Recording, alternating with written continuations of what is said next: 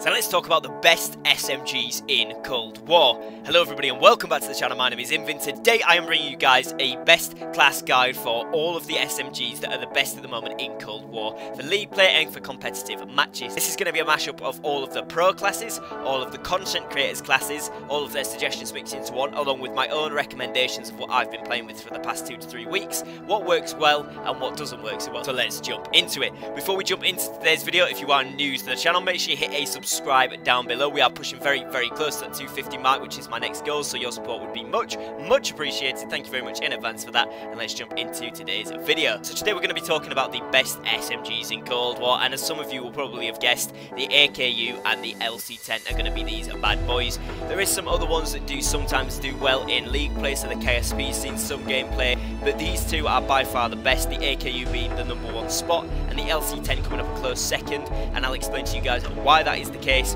and what you should use on these guns in this video.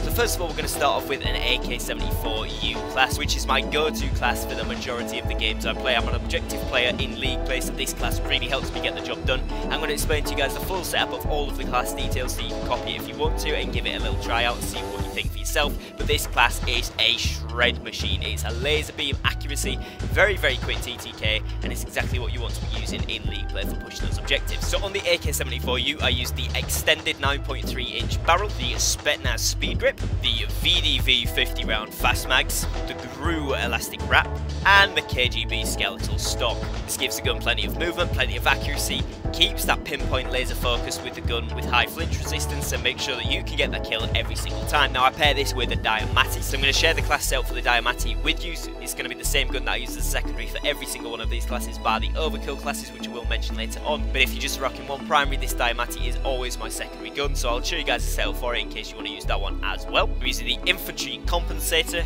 the 7.8-inch extended barrel, the steady aim laser of course, the Salvo 30 round fast mags, and the Dropshot Wrap.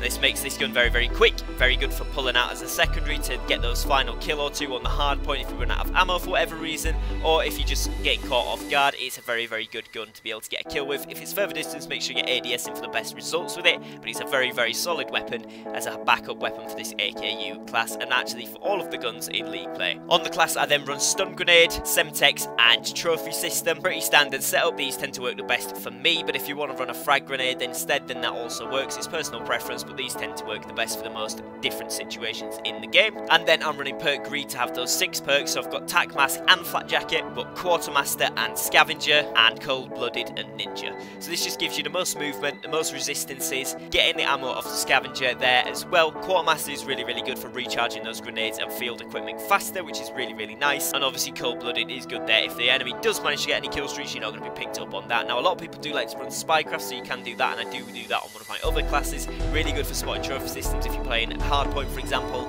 but it is entirely up to you what you want to rock there. Again, I just prefer to run 6 perks, but you can run this with an 8 attachment setup on the AKU if you do want to. Next up, I've got an LC10 class. Now this one is an 8 attachment class, so you're only going to be rocking 3 perks. I've chosen tack mask, scavenger, and ninja, but it's entirely up to you what you prefer. Again, some people prefer flat jacket. I just think tack mask is slightly more useful. You've got trophies there for the grenades, so you should be good on most of that anyway, and then stun and Semtex just as normal, same Diamatti as before. Now on the LC10 that I have here, it is an 8 attachment one, but I choose to not use one of the sights on it because I actually really like the iron sights. This is a very close quarters rushing class, so this works really well, and the iron sights is very clean, very smooth, very good for pinpoint accuracy, so I've chosen not to use a red dot there, but you could do if you wanted to as well, just as a side note.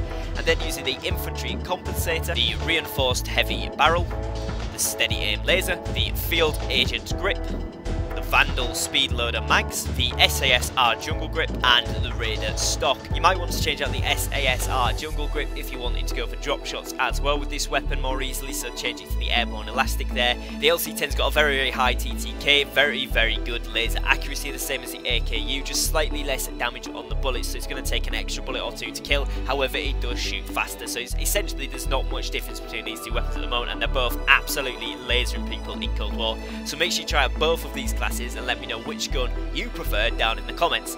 Now it's worth mentioning here that I also run both of these weapons on a overkill class, so I've got one with an AKU as a secondary and a sniper as a primary, and again the same with the LC10 as a secondary and a sniper primary, and these are primarily for S&D but also can be very good for control and hardpoint on certain maps because you've got the ability to change to both of these weapons.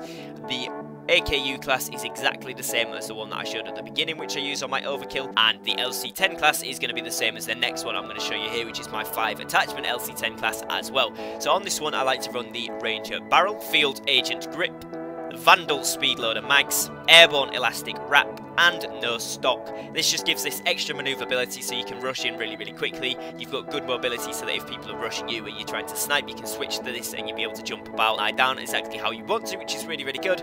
And it's got a lot of options for pinpoint laser accuracy at higher ranges as well, which makes this gun absolutely fantastic. Now this is what I'll run on the overkill class as well, so there's no need to show both. They're exactly the same setup, so you can run this with the sniper. The LW3 is the one of choice for me, but Pellington is very good at the moment as well, and you can kind of run a very good S&D class off the back of this gun, or of course the AKU. Hopefully this video has helped you out and you've managed to see what the classes should look like in Cold War for League play to get the best competitive edge over your opponents. If you've enjoyed the video, make sure you leave a like down below, and if you are new to the channel, make sure you drop that subscribe and push it for 250, so the support will be much appreciated. Thank you very much for watching, take care and peace.